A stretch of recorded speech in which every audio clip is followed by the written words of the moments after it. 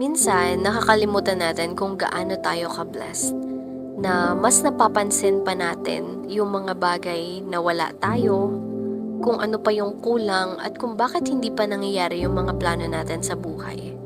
And sometimes, because of that, we overlook the quiet miracles and the small wins that happens in our lives every day.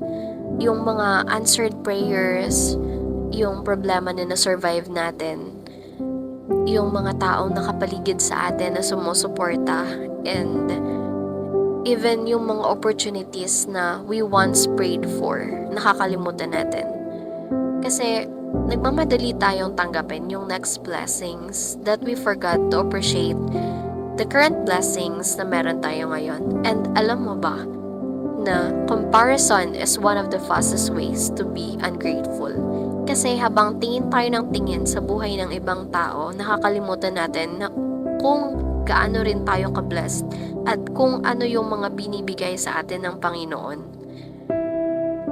And sometimes, what we need is a grateful heart that sees the abundance even in small things or in small ways.